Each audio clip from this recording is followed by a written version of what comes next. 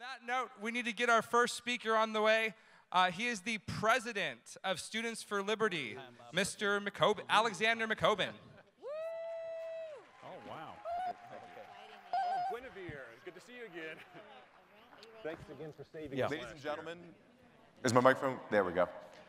Ladies and gentlemen, it's an honor to be with you today to explain a little bit about an organization that's near and dear to not only my heart, but to the heart of thousands and tens of thousands of students around the world.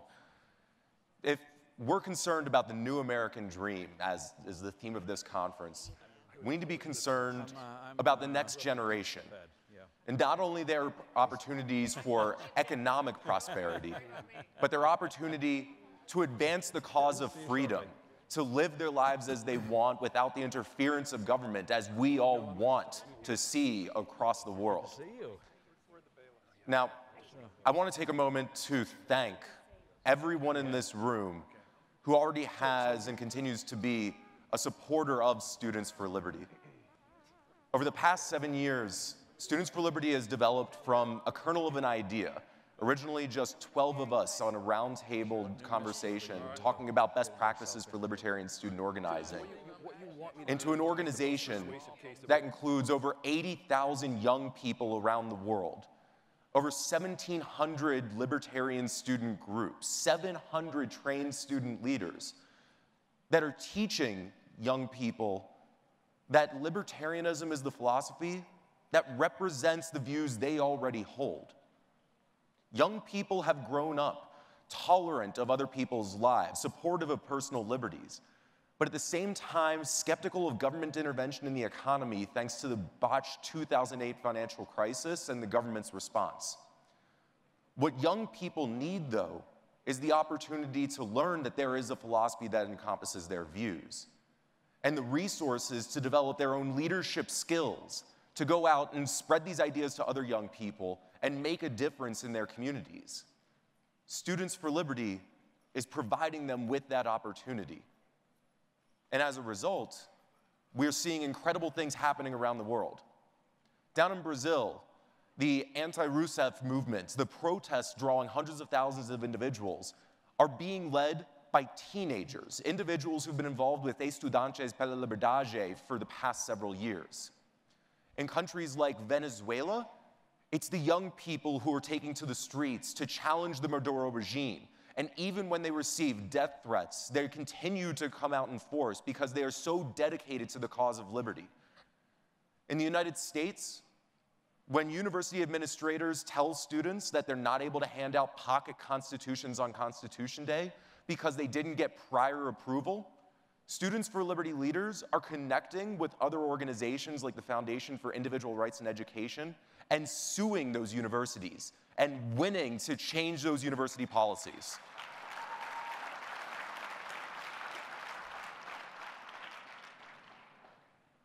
The fact that there is an international student movement for liberty is incredible for me personally, because 10 years ago when I was an undergraduate, I actually nearly gave up on these ideas because I felt so alone.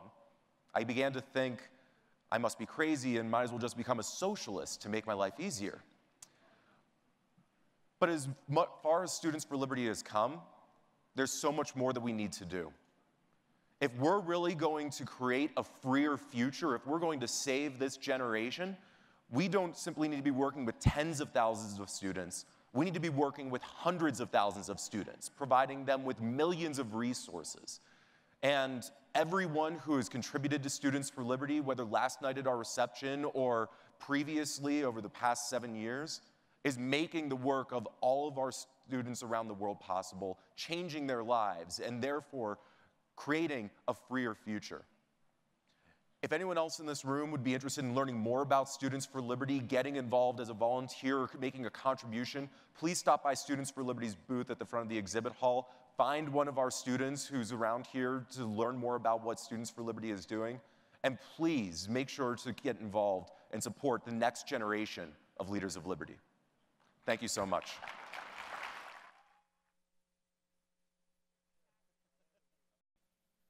Hear ye, hear ye. FreedomFest Court is now in session for this trial about the most important subject of our lives, money. And how the government central bank, the Federal Reserve, influences our lives every day. Judge Kennedy is presiding at this hearing. All rise. That's right. Let's hear it.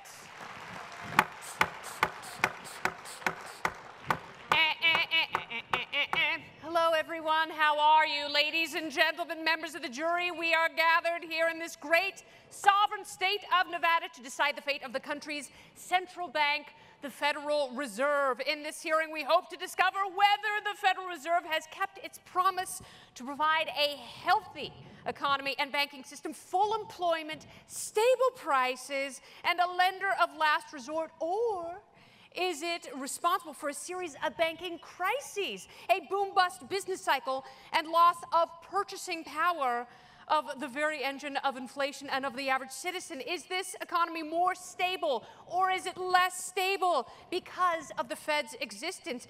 Did the Fed exacerbate the financial crisis of 2008? Or did the Fed keep it from getting worse? On net balance, they must decide this. Are we better off without the Fed? And if so, what shall we replace it with? Should we go back to the classical gold standard? Do you love gold? Are you like gold member? Can I hear a little applause for the classical gold standard? Woo! In this trial, we hope to find out the answers to this most important and pressing national issue.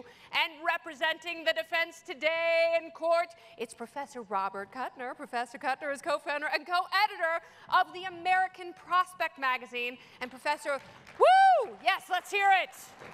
Big fans, big fans.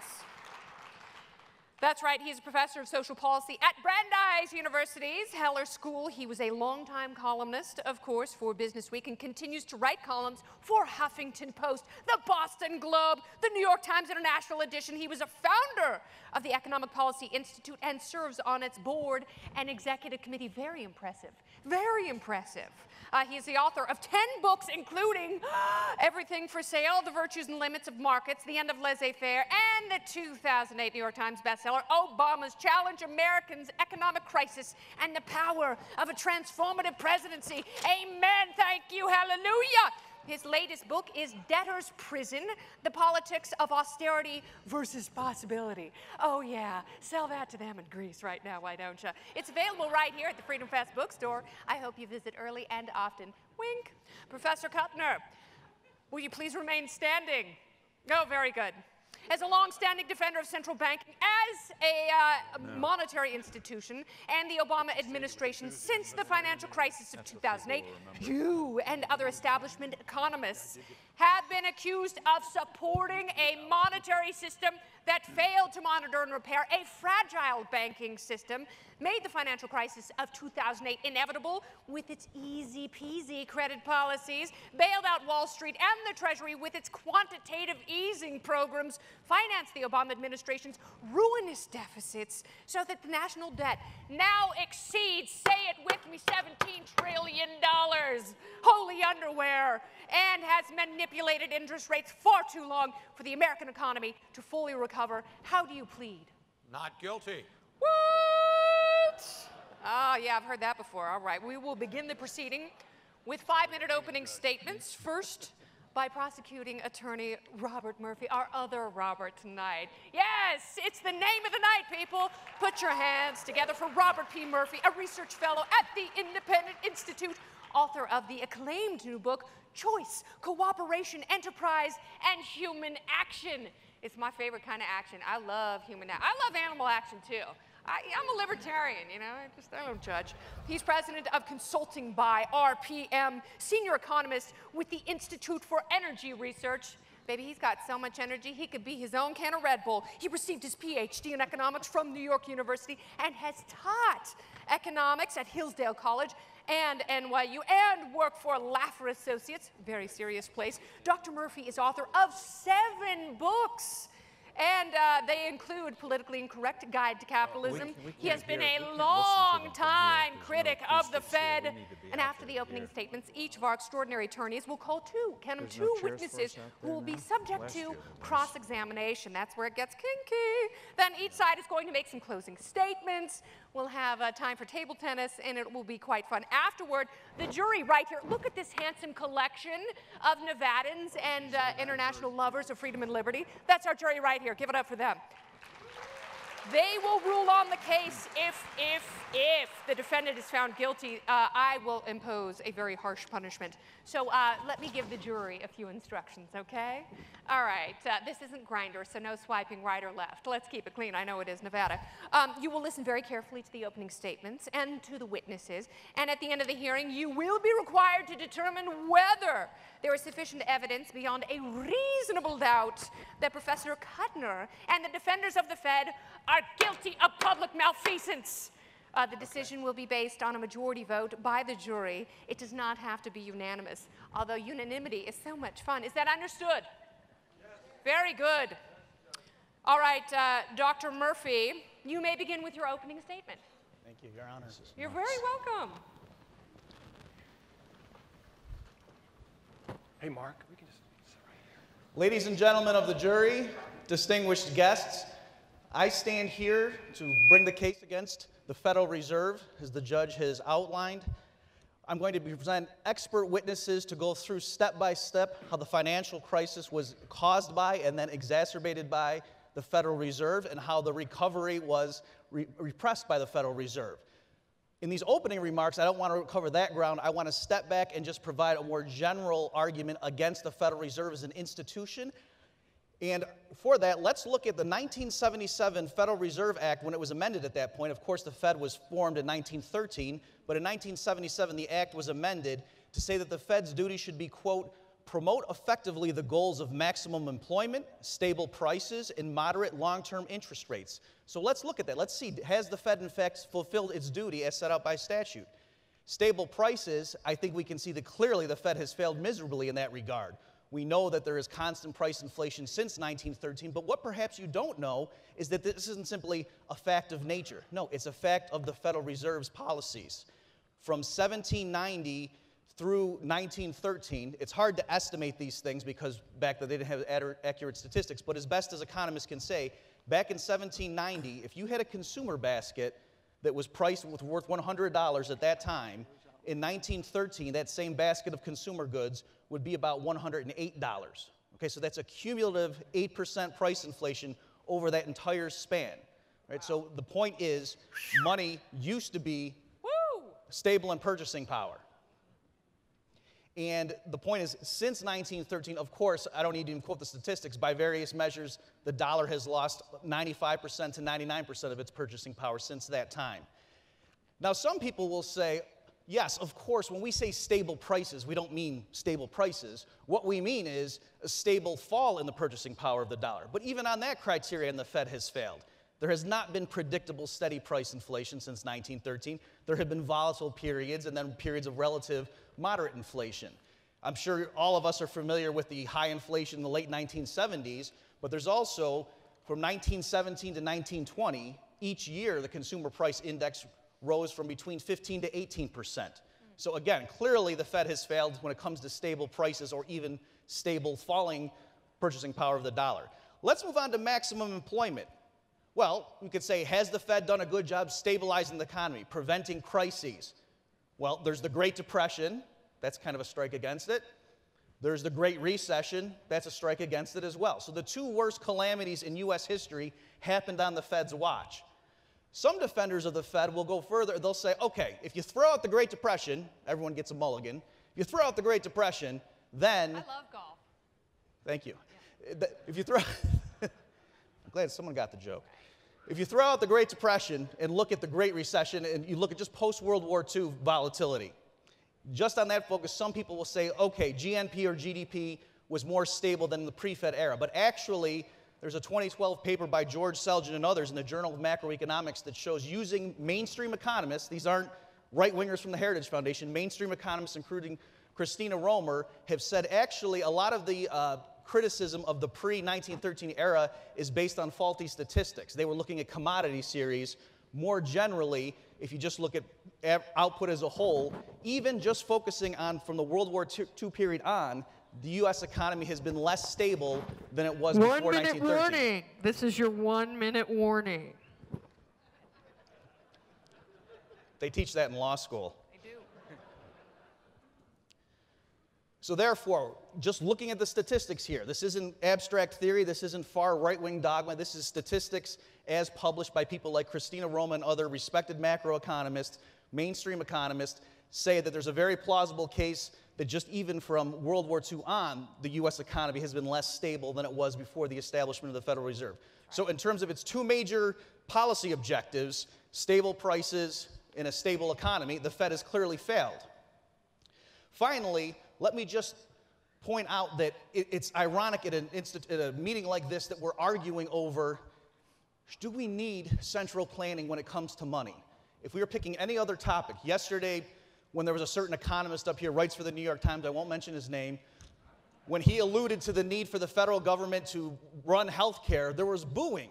And yet, for some reason, even free market economists, many of them think the one area where politicians really are necessary, the one area where we can't trust the market is money. That doesn't make any sense, I submit to you, ladies and gentlemen of the jury. The Federal Reserve is an unnecessary institution. My expert testimony witnesses will show that it exacerbated, indeed caused the financial panic, and clearly the defense does not have a case to stand. The Fed is guilty. Thank you. Come here, Dr. Murphy, come here. It's beautiful. Well done. I'm totally impartial. That was such an impartial hug. Everything's awesome. gravy from this point. Well done. Thank you very much. Well, now we are going to hear from Professor Robert Kuttner, the defending attorney in the case. Professor Kuttner, you have 5 minutes. Will you give us your opening statement, please? Thank you, Your Honor. Order! Order! I'll have you thrown out of here so fast. It'll make your head spin like you're in The Exorcist. You'll be spitting pea soup here in no time. Sorry. Don't take that out of my time. 5 minutes.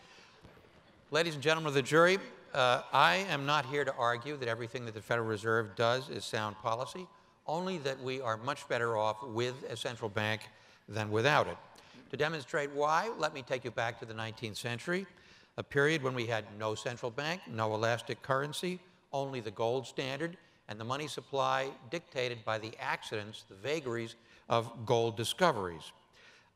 Gold determined the availability of credit, and this was a period when hard money was scarce, banks issued notes of varying reliability, and the money center banks tended to call in loans just when farmers needed them. The quantity and the cost of credit bore no relationship to the economy's needs. As Roger Lowenstein recounts in his new book, America's Bank, the economy oscillated between credit booms and credit busts. Full-scale financial panics broke out every couple of decades with severe crashes in 1873 and 1893, and the most serious depression of all, 1907. Depressions that lasted 4 to 5 years, all driven by monetary volatility and credit crunches. It was only after the panic of 1907 that populists, rural interests, business leaders, and Wall Street bankers who distrusted and even detested each other agreed that some sort of central bank was necessary. And so for the first time since Andrew Jackson had killed the second bank of the United States, we got a compromise central banking system that was federated, was based on the model of federalism of the United States. Now, the Fed has 3 indispensable functions that markets cannot perform for themselves. First, it regulates the volume and the price of credit, something that money markets cannot do for themselves because of their tendency to overshoot or to undershoot. This is a balancing act of providing the credit that the economy needs, but also taking away the punch bowl, in Arthur Burns' famous metaphor, when the economy becomes overheated.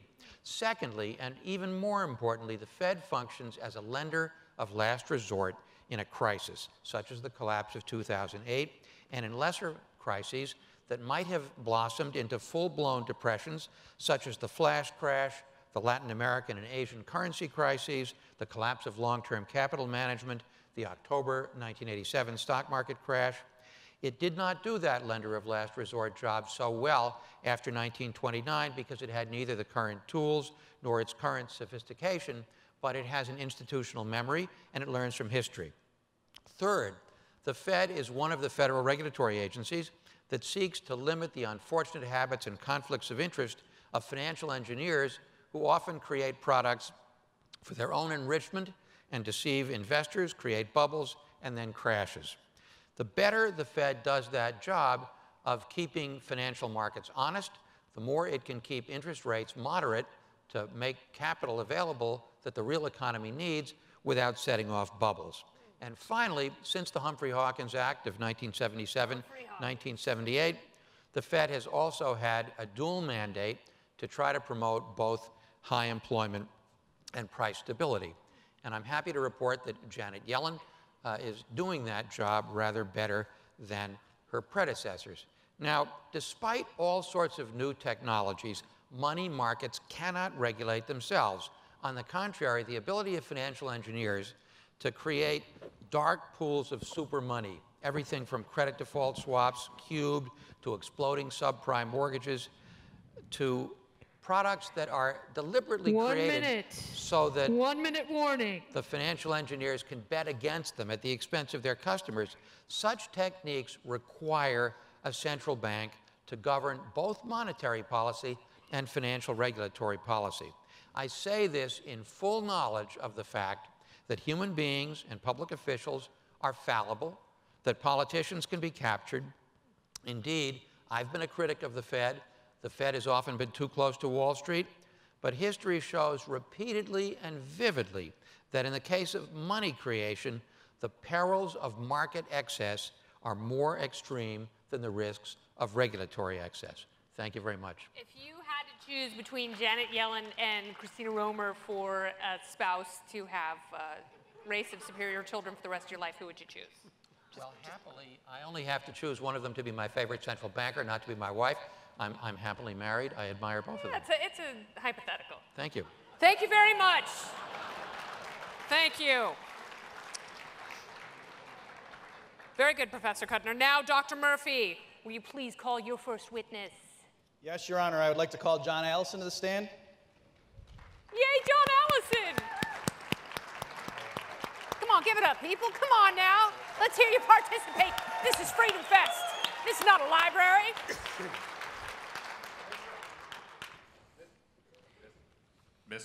Mr. Allison, please raise your right hand and place your left hand on this copy of your favorite book that you make all of your employees read, Atlas Shrugged. Oh.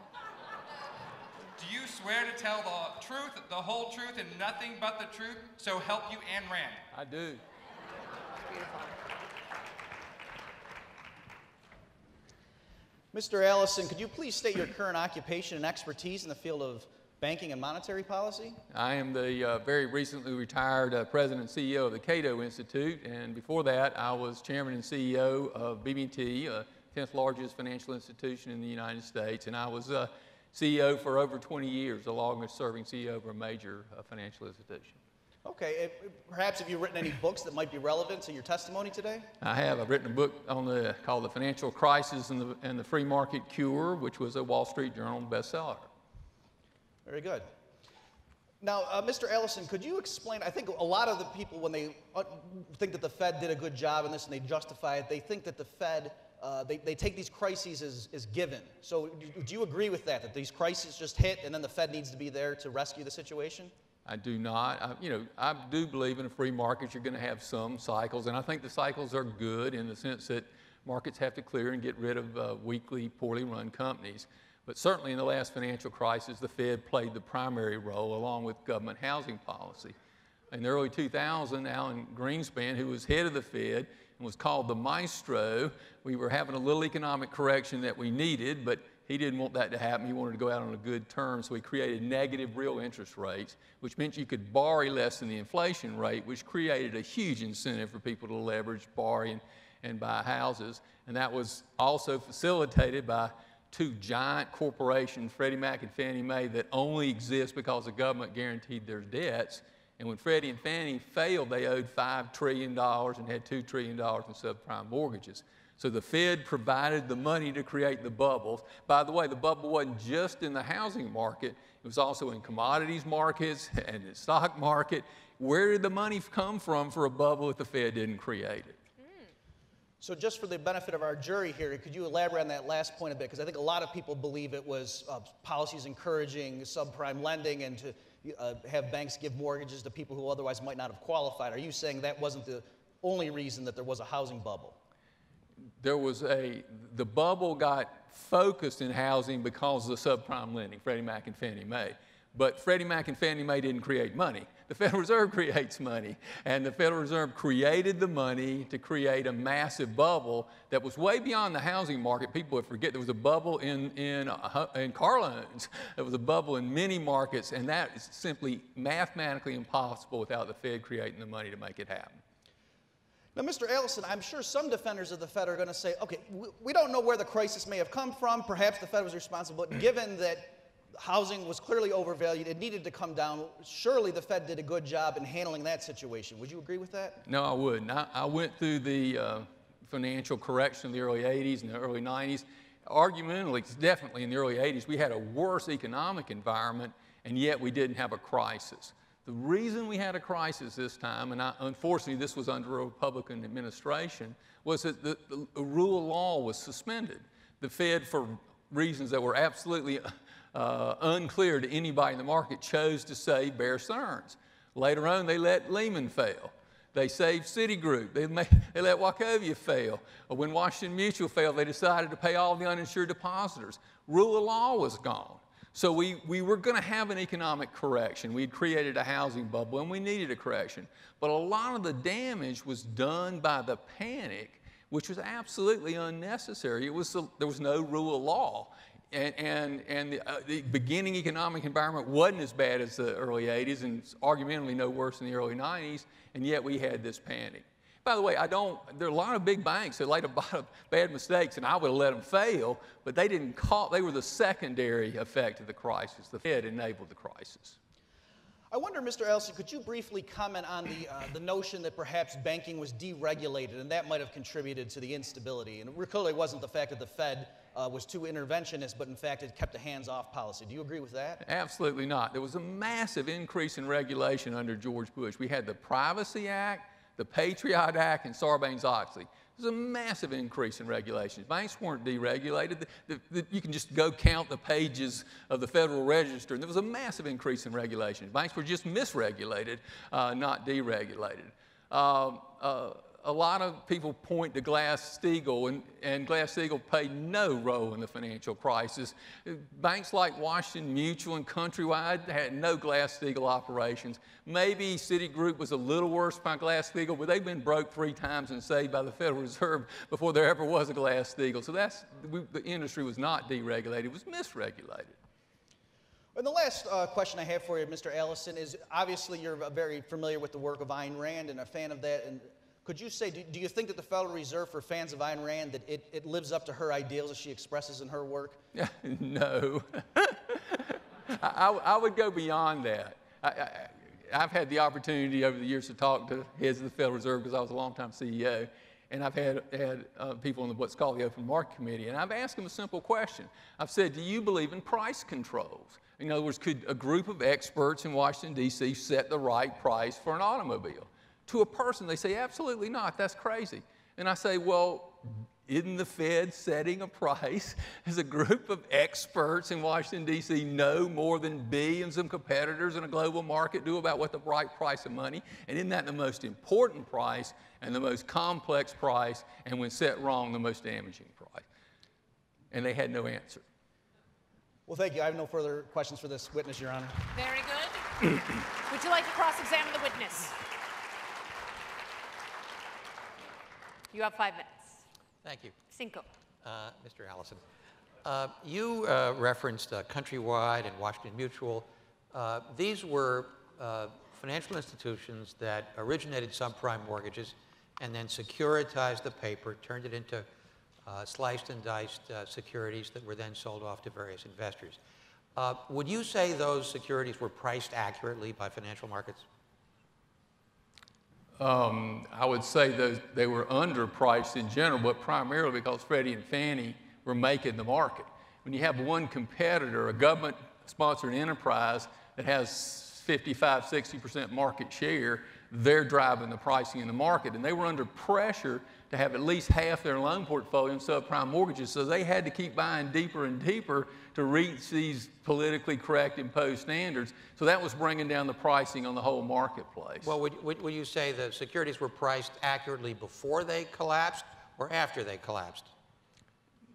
They were only priced accurately after the crisis was over and the market cleared. When rule of law was suspended, the prices fell lower than they would have in a free market. They were too high going into the crisis because of Freddie Mac and the huge amount of money the Fed was creating that was driving up prices, of course. So can you describe, as a banker, what occurs in a credit crunch when one institution is so uncertain of the ability of another institution to pay back its debts that things freeze up? What is that like on a trading floor? What actually happens? I have never been through that. It certainly didn't happen in 2008. Didn't happen in 2008? There was a huge flow of money to strong institutions. BB&T was buried with cash. Wells Fargo was buried with cash. There was a flight to quality going on. And the bank deposits went up. You can actually look at the numbers. Now, what was happening, the lousy institutions were getting punished by the market and were getting ready to fail. How much damage would have been done by that is a hard thing for me to know. But if we hadn't created this arbitrary and we'd let Bear Stearns fail when they should have failed, I'm fairly confident we would have had a more severe short-term correction, but we'd be radically better off today. I don't really know what the Fed should have done once it had created a panic. It's like a fireman that started a fire. Maybe they kept the whole town from burning down, but they burned down half the town. So let me understand. What a great analogy. My goodness. Let me understand what you're saying. Your testimony is that the collapse of 2008, leaving aside Freddie and Fannie, which I completely agree with you, were badly run, misconceived institutions, especially after they were privatized. Oh, you say that but now. Leaving aside Freddie and Fannie, your testimony is that the Federal Reserve created the collapse of 2008. My testimony is that the Fed created the bubble that led to the cracks. They took us on a party to the Caribbean and encouraged us to drink a lot, and then we had a hangover. And the reason that it turned into a panic was because of the arbitrary lack of rule of law when they saved Bear Stearns, didn't save Lehman Brothers, and markets can't operate when you don't know what the rule of law is. When they paid off the Washington Mutual's unsecured depositors, people can't handle that. Maybe when they pumped in a bunch of money after they'd made a mess, maybe that was okay, but it was again after they burned half the town down. Well, what would have happened if there had been no central bank and a panic like this had broken out, as panics did break out at regular intervals in the 19th century, and there was no central bank to provide liquidity to keep money markets functioning? What would have happened? Well, I'll tell you, first, your study of the 19th century, we never had a free market banking system in the United States. We had state-run banks, and banks were highly regulated in a different, inefficient way. And secondly, when they did have panics, they had much more severe correction, but they were very short. Markets cleared and things went on. I would argue if we had it in Canada, there was no banking crashes, and they had no central bank going through the Depression. In Scotland, they had 100 years with all totally private banks that actually printed money. There was no central bank at all, and they never had a serious correction. So I would say we wouldn't have had the bubble if we'd had a private banking system. We would have had little corrections all along. People are not omniscient. Markets are going to correct, but you can't make that big of error except with government policy. Thank you very much for your testimony. Professor. One last question from the judge. Okay, so say we're on this Caribbean cruise, right? And they give us so much booze that we get so sick. Was the thinking that these banks were too big to fail, that Fannie and Freddie were too big to fail, like us being too sick to vomit? You can call that analogy. I don't, I've never It is thought of it Vegas. in those Why terms. wouldn't we? All right, thank you very much. John Allison, let's give it up. Very good. All right, Dr. Murphy, please call your second witness, if you will. Yes, Your Honor, I would like to call to the stand Mr. Steve Forbes. Steve Forbes! Are there any Forbesians in the house? Mr. Forbes, please place your hand on this edition of Forbes 400 Richest. Do you swear to tell the truth, the whole truth, and nothing but the truth, so help you God? The God of Mammon, yes. All right.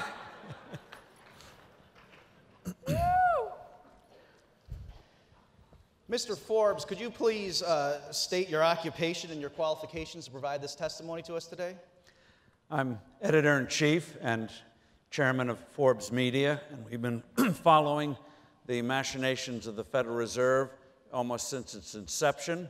My grandfather wrote the story about Jekyll Island, which created the Federal Reserve back in 1912, 1911. The Fed actually was created in 1913, but the mechanism was put in place before that. So we've been following for a number of years, and I recently co-authored a book called Money, about how the Federal Reserve has made things worse, not better.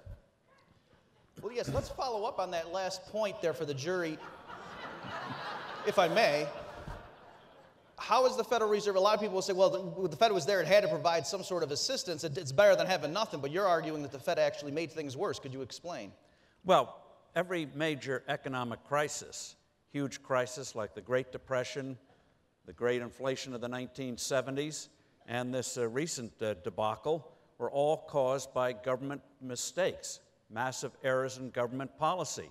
In the 1970s, it was the Fed that printed the money that caused that terrible inflation and wreaked havoc around the world. Reagan and Volcker in the early 1980s stopped it. Now people say Volcker was the head of the Fed, didn't he stop the inflation? Yes, he set the fire and then put it out. But why set the fire in the first place? And you have it, as John Allison pointed out, in the early part of the last decade, the Fed went on a binge again, created excess money. That led to the commodities bubble, the housing bust. And then the other thing that's not fully recognized is since the crisis of 2008, 2009, the Fed is the principal reason why we have this punk recovery today. They put in monetary policies that feed big government, feed big corporations with pricing of credit, but starving credit for small and new businesses. This so-called zero interest rate, that sounds great, but as they used to say in the Soviet Union, the health care is free, but you can't get any.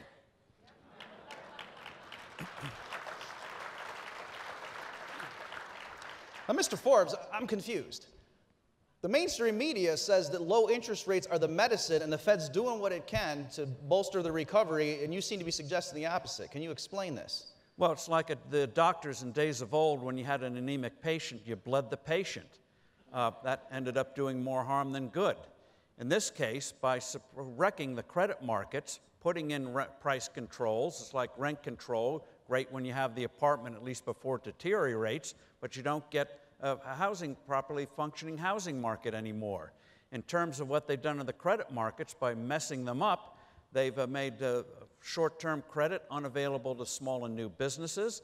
By mispricing credit, banks are under, if you don't know what the price of something is, you're going to get less of it out in the marketplace. And in terms of what the Federal Reserve has done, is bank regulators, and the Federal Reserve is the biggest bank regulator, they pound on banks when they make loans to small and new businesses as risky, and at the other hand, they applaud when you lend to the government. So the government gets free money. You remember, at the end of the year, the Federal Reserve turns over all the interest, most of the interest after its expenses, on its portfolio. So it's like you have a mortgage, and at the end of the year, the bank pays you back the $10,000 of interest you paid on the mortgage. You'd say, boy, that's pretty good. Uncle Sam gets back from the Federal Reserve the trillions of dollars of government bonds that the Federal Reserve holds. Uncle Sam rebates the interest back to the Treasury Department. Good deal for government, bad deal for the American economy. Mr. Forbes, I find this hard to believe. You're telling me that when the federal government established the Federal Reserve, created this cartel of banks, let's call it, that it did so partly to benefit itself? This seems inconceivable. Yes, governments are always selfless. And reminds me after World War I, and a historian discovered this in the 1950s when the British, which had the largest Navy in the world, they sharply downsized the Navy. And while the Navy was being downsized, the agency running the Navy got bigger, more bureaucrats. That's what happens with government. You see it in the Defense Department today. Uniformed personnel down, bureaucrats running them up. You have 30 seconds. Okay. Just one final question for you, Mr. Forbes. You may have heard that the defense has argued that the Fed needs to be there to be a lender of last resort, to provide liquidity. Do you have any thoughts on whether that's a justification for the Fed and its policies?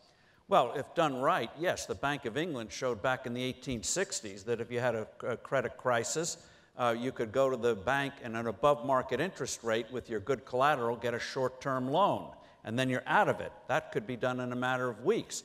And in the United States and other countries where you didn't have a central bank, you could have, not in the U.S., but in other countries, you had the banks coming together and pooling money and making emergency loans. We had various laws in the early 1900s that prevented that from happening with what you saw in countries like Switzerland, Canada, and the like. So you didn't have an effective lender of last resort. But the banking systems are quite capable of doing it. If they know the rules of the game are, you muck up, you go out. You let the bad go, preserve the good. Very good. Thank you very much. No further questions, Your Honor.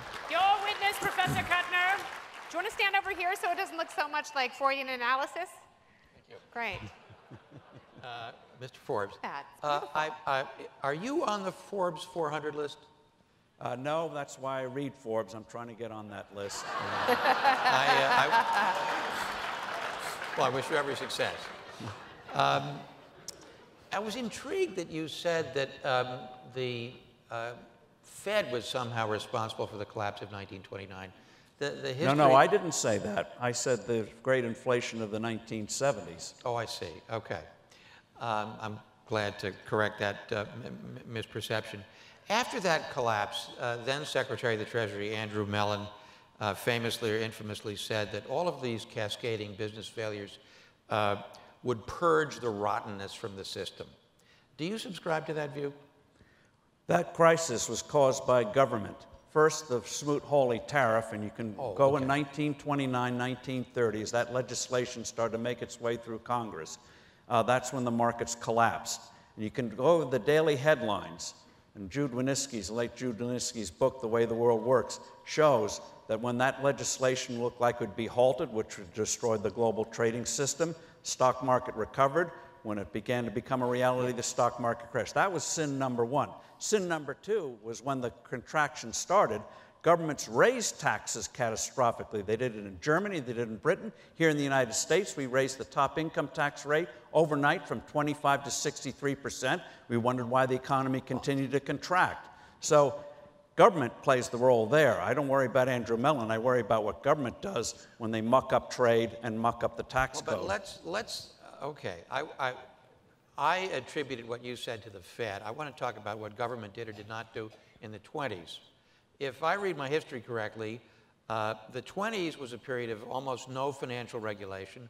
The Federal Reserve was a new institution, and financial engineers on Wall Street invented stock pools, invented gimmicks where bankers were borrowing from their own bank to speculate, where sketchy loans to third world countries were securitized and sold to customers, where public utility holding companies watered stock and passed the cost along to ratepayers. How was government implicated in these inventive activities of the private market? Well, when you have a bad product in the marketplace, eventually it gets flushed out if you let it get flushed out. So that was 1929. We've had stock market tumbles before 1929 and after 1929. For example, in 1962, we had the most terrible day in stock market history. But we didn't go in and massively raise taxes and destroy the global trading system, and the market recovered. So in terms of stock market crashes, the stock market crashed in 1929, not because of pools and the like. It crashed because we're destroying the global trading system, just as what happened with World War I destroyed the global trading system. We did it in peacetime, and the shooting came later. So 1929 was not a bubble in your view?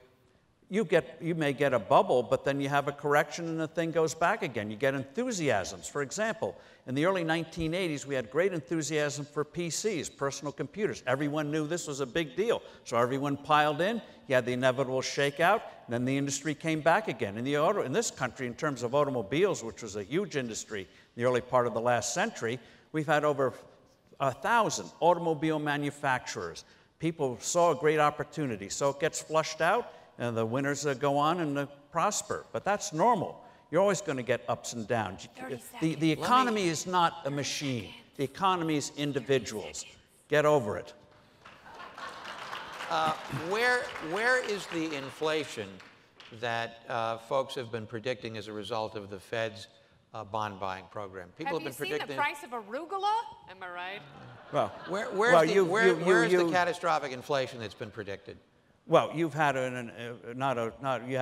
some inflation, but what you've also had, and this is the big difference between us and the 1970s, you've had an enormous regulation on banks not to leverage reserves into loans. That's why the M2 money supply number has been anemic, even though reserves have grown at twice the rate they did in the 1970s. So you have a combination of zero interest rates, which benefits government and big companies. Why would Apple, with $150 billion of cash, borrow $40 billion? Because they could. Dancing.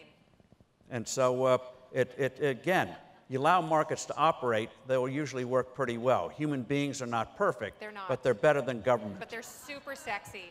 Thank you, sir. Thank you so much, Steve Forbes. Thank you. Steve Forbes. A high five from the jury. That's a good sign for the prosecution right now. Dr. Murphy, any more witnesses? No more witnesses, Your Honor. The prosecution rests. Very good. They are resting. They are sleepy. That means, Professor Kuttner, it is now your turn. Who would you like to call first? Yes, I'd like to call Mr. Alex Green. Oh, Alex. Yay! What's up? Hey. Mr. Green, I need you to put your hand on the Oxford communique where your face is apparently on it. Okay. All right. Swear to tell the truth, the whole truth, and nothing but the truth on your own face. Mostly. Mr. Green, thank you for being with us. Would you state your involvement in Wall Street as a newsletter? I got to start with a confession? Yeah, go ahead. I spent 30 years as a money manager, research analyst, financial writer, and I'm currently the chief investment strategist for the Oxford Club. Terrific. Now, would you say you're a left-winger? I'm one of those wild-eyed libertarians. Libertarian. That's the mating call right there. Now, do you believe, given your... Bitcoin in your pocket, or you just happy to see me? Not telling. Given your views and your experience, do you think we are better off with a central bank or without one? I'm not going to argue that we're necessarily better off with a central bank, but I would argue that because of what the central bank did during the financial crisis, we're better off. And why is that? Because cash and credit are the lifeblood of the economy. They grease the wheels of commerce. And I love a greasy wheel. Ooh. I'm not gonna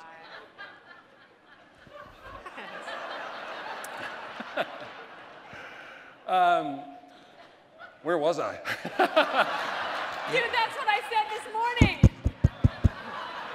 You were saying that it credit was the mating call. is the lifeblood of the economy and greases the wheels of commerce. All right, so the grease the wheels of commerce. So when the financial system breaks down to the point where Morgan Stanley doesn't trust Merrill Lynch enough to lend it money overnight, the whole system is in danger of imploding. And if no one had stepped in and done anything, and we'd had a collapse of the financial markets and a deep deflationary depression, then business owners, investors, and everyday Americans would have suffered a lot more than they did during the financial crisis. Yeah, but you heard the witnesses, the expert witnesses for the prosecution, say that this is no big deal, that markets take care of themselves, that shakeouts are normal. Why is this sort of credit crisis, this credit crunch, different when the whole money market seizes up? Yeah, because extraordinary circumstances require extraordinary measures. Ordinarily, I would be a non-interventionist. Right. But when you have a situation like this, where, for instance, Tim Geithner in his memoir mentioned that at the height of the crisis, we were less than 3 days from the banks not being able to distribute cash in the ATMs. you're talking about pandemonium. I mean, even the Greeks get 60 euros.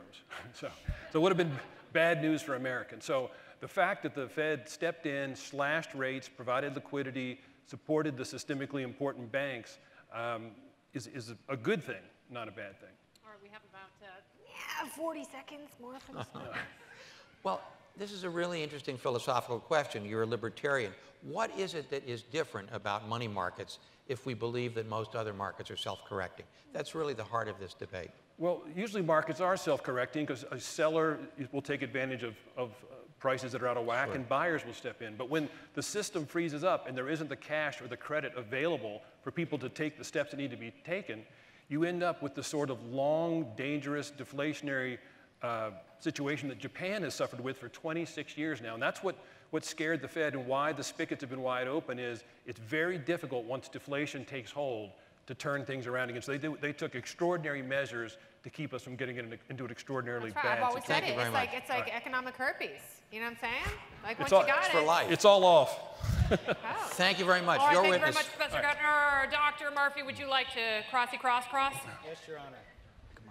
Whatever you want to go. Wherever you want to go. Let it go. It's like Frozen, baby. Go for it. Okay, Mr. Green, you said Nelson. something very surprising. I believe, was I correct in hearing you say that you're not going to sit here and argue that we're better off with a central bank than without one? Did I understand you correctly? Yes. You realize that would have qualified you to sit on the jury. Should I change place? I hope your next witness actually agrees with you. Okay. Now, Mr. Green, so is your argument basically then that given that the Fed may be a bad institution overall on net, the thing that's under consideration for this trial, but put that aside, is it your position that given that we were in the midst of that financial crisis, what the Fed did was absolutely necessary? Yes, it is in my judgment, what the Fed did was necessary. It was hasty, it was improvised, it was imperfect, but is it better than having done nothing? Absolutely.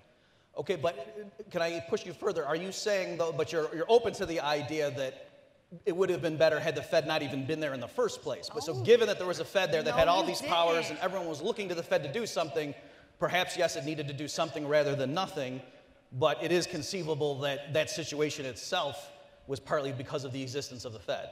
Can you repeat the question? Can someone read it back? No, the quick answer is no. Let me rephrase. We'll put it this way, that we had other expert witnesses up here saying that we should not take the crisis just as a fact of nature, that the reason the panic was there was because the Fed and other officials had been picking and choosing, bailing out some firms, leading markets to believe, oh, they're going to rescue us, and then shocking everyone by saying, no, we're going to let Lehman fail, for example. Yeah. Do you agree with the general spirit of that criticism? No, I disagree. I think that the Fed perhaps did leave interest rates too low for too long going into the housing bubble, but the housing bubble was created by both political parties encouraging people who could in no way afford a home to buy one. That was problem number one. And they also exempted the first $500,000 in capital gains on a house, fueling the fire further to buy real estate. Then the bubble got underway and animal spirits got loose and people started bidding things up to crazy prices, and I don't blame all of that on the Fed. So the bubble was, when the housing bubble burst and the subprime market collapsed, that was the true cause of the financial crisis. 3-year-old's birthday party. We have like 10 seconds. Okay. I mean, do you guys want to like hug like we did? Okay, Mr. Green, quick question. Have you ever been to a bowling alley? A couple of times. Okay, they rent shoes out there, right? Uh-oh. Okay, exactly. Would you trust? These are mine. Would you trust a group of officials in Washington to regulate the price and quantity of bowling shoes? Probably not. Okay, but you would with money. That's interesting. What kind of a libertarian would say that? No further questions. I'm done. Thank you, Mr. Green. Thank you very much. Oh, he's good. I'm not even lying. Professor Kuttner, do you have a second witness you'd like to call? I do indeed. I call Professor Stephen Miller of the University of Nevada here in Las Vegas. Thank you for joining us. Very nice to see you. Welcome to the courtroom of freedom. Professor, can you tell us about swear me in? Yes, I'm so sorry. We need to swear you in. Brian Calle, Okay. ¿dónde I está? guess I can say whatever I want. Where is right? the bailiff? No, we need, yes, thank you, bailiff. I was trying to save some time. You are so sweet. I'm trying to help with the program. Oh, All right, what a lamb chop. You have to swear on Milton Friedman's Free to Choose. And? Well, just for posterity, we didn't really trust you, so also the grand theory by Keynes.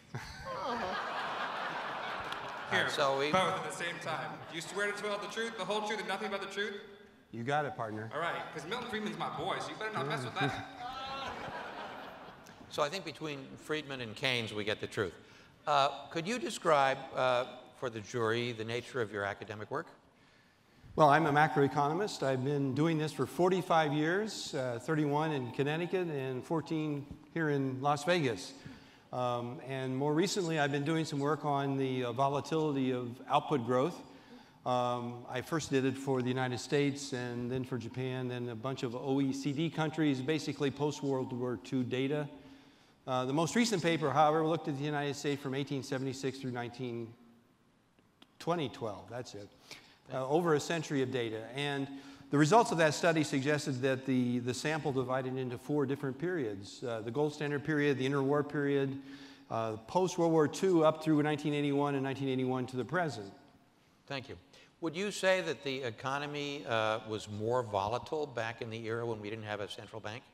Well, in fact, the measures that I looked at suggested that the economy was more volatile in terms of real output growth, both in the gold standard period and in the interwar period. Of course, in the interwar period, the world economy decided they wanted to go back to the gold standard. They set some bad parities, and it did not work. Why would the economy be more volatile in a period when there was no central bank? Well, the central bank can play a role when they do things correctly in controlling the movement of the economy. That's not always the case, however. We know the Great Depression was an example. I'm sorry. There we are. You're great.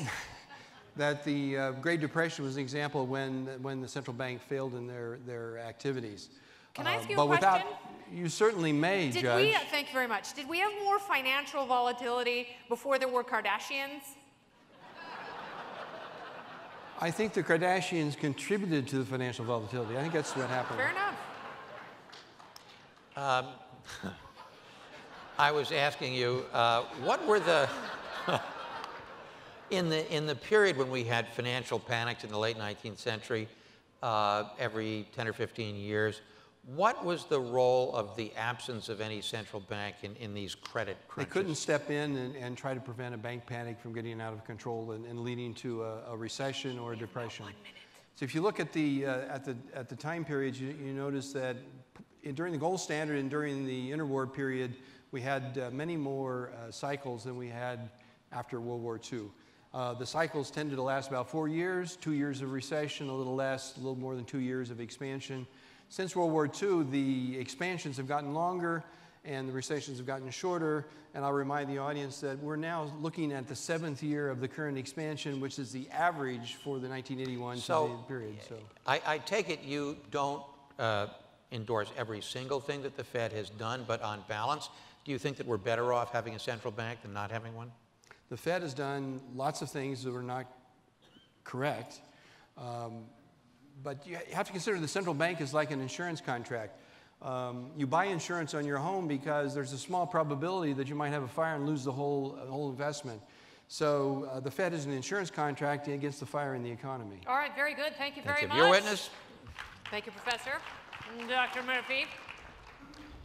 Dr. Miller. A lot of doctors here. My arm hurts every time Judge, I do this. can I take the 5th? Yeah. You can take a 5th of Jim Beam if you want, baby. I don't even mind. When was the Federal Reserve established? 1913. And when did the Great Depression happen? 1929. Okay, so just to be clear, the Great Depression, the worst crisis in U.S. history, clearly happened on the Fed's watch. Exactly. Okay. The most recent financial crisis pales in comparison to the Great Depression and a lot of the recessions in the gold standard. Okay, so just to follow up on this, so you're saying we should give the Fed a pass because this last one was not as bad as the other one they caused? Don't give the Fed a pass. I agree with Milton Friedman and Anna Schwartz on that they were responsible in large part for the Great Depression. Okay, speaking of that, yeah, Governor Ben Bernanke, he was governor at the time, I'm sure you're aware of this, in November of 2002 on Milton Friedman's 90th birthday said, he gave an address directed at Milton Friedman, and he was also talking about Anna Schwartz, said, Let me end my talk by abusing slightly my status as an official representative of the Federal Reserve. I would like to say to Milton and Anna, regarding the Great Depression, you're right, we did it, we're very sorry, but thanks to you, we won't do it again. Do you think that that's something Mr. Bernanke is particularly proud of, that statement?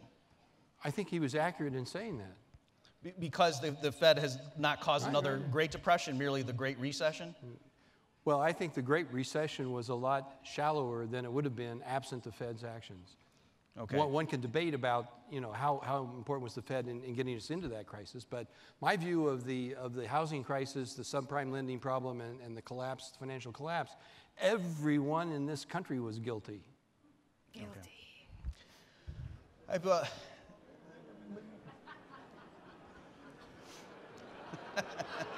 Murmur, murmur. One final question for you. One of the previous witnesses alluded to Walter Badge's famous dictum that in a time of crisis, Dictum? if you are going to... I didn't even know him. Sorry. Go ahead. Stay in character. As you were. Financial crisis, that if you're going to have a central bank, what it should do is to lend freely, but at a penalty rate of interest. And are you familiar with that dictum? Yes. Yeah. My view is that the number one job of the central bank is to be a lender of last resort. And there's a lot of other things they do. I know we have the Humphrey-Hawkins Act. I would prefer they focus on inflation control, not get involved in unemployment and output. Okay, now do you think that... you said that was your last question. It was a line of questioning. You're so chatty. One more? Go ahead, one more. Thank you, Your Uno Honor. más. My Espanol is so bueno. Go ahead. Given that the Fed's going to be there to provide liquidity as a lender of last resort, do you think that the public should have some oversight, or do you like the current arrangement where even when Congress calls Bernanke in front of them in late 2008 and say, who would you give these trillions of dollars in loans to? And Bernanke said, this is a paraphrase, but very close to the spirit, I can't disclose the recipients because that would defeat the whole purpose of the program. Oh, God. You have like 10 seconds. Well, the issue there is whether the central bank needs to be independent. And if the Damocles sword is hanging over the Fed, that the regulation might be changed, the government might decide to do this to the Fed or disband the Fed, get rid of the Fed, that inhibits their effectiveness in implementing their policy, in my view. Thank you. All right, Dr. Miller, thank you very much. Dr. Murphy, you may be excused. Any further witnesses, Professor Kuttner? I could probably call dozens of witnesses, but I think we've made our case, Your Honor. Thank you. All right, very good. So what are we going to do? We're going to conclude these court proceedings with closing statements to the jury. First, we're going to have Dr. Murphy and then Dr. Kuttner. Of course, Professor Kuttner. We don't have time. What about like a minute? Whoa, He's you guys, guilty. This is out of my hands. I mean, this has just evolved into utter chaos. You don't know what's going to happen at FreedomFest. That's why it is such a beautiful banana split. All right, so will you mentally, telepathically, for 5 seconds, transmit your thoughts to the audience and the jury? Ready? That was awesome. Very good job. Okay, thank you very much. All right, ladies and gentlemen of the jury, you've heard various witnesses through the proceedings. It is now to you to decide the guilt or innocence of the Federal Reserve. It is your job to determine whether the preponderance of evidence supports the prosecution, that is, that on net, the federal balance has a dangerous and excessively powerful institution, that they are a powerful institution in today's economy, that it encourages irresponsible banking practices, stimulated artificial booms and busts, and allowed the government to grow by leaps and bounds since its inception, all the while depreciating the value of our currency? Or are you to decide for the defense if you think the Fed has done, on net balance, a credible job of keeping our economy strong and stable, defending a strong dollar, protecting us from another panic on Wall Street, or even another Great Depression? Holy Prozac. The foreperson will tally the votes and announce the verdict. The decision by the jury can be by majority vote. It does not require unanimity, as we discussed earlier. Is that clear, jurors? No, very good. Are there any questions? All right, so here's what we're going to do. They're going to decide among themselves. Who is your foreperson? Oh, they've already written things down. They're so organized. It's like the OJ trial. It's almost like they decided before they even started deliberating. What fun. I love this stuff. It's so legal and binding. Here you go. She's going to tally them in secret. Okay, wonderful. How's everyone doing tonight? You guys feeling good? You feeling lucky? Who's going to be the Robert Redford to your Demi Moore tonight? I think that's what everyone has to ask. You know what I'm saying. Come on now. You're the best judge ever. Ever in the world? Even better than last year's judge? Who was last year's judge? That was. See? I think you might be the best libertarian judge on planet Earth. And the best looking, too, possibly. Oh, Brian Possibly. Kaye. Woo!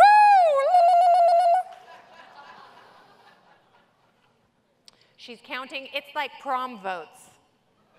Who's going to walk away with the big crown? Da, da, da, We need, like, the Jeopardy theme music. Yeah. We have it, I think we have it. Give it to the judge. Members of the jury, have you reached a verdict? We have. Very good. Will the defense attorney, Robert Kuttner, and a star witness, blah, blah, blah, will you stand and face the jury? They're I'm already just back the there, don't worry. defense counsel. That's okay. All right. I'm not.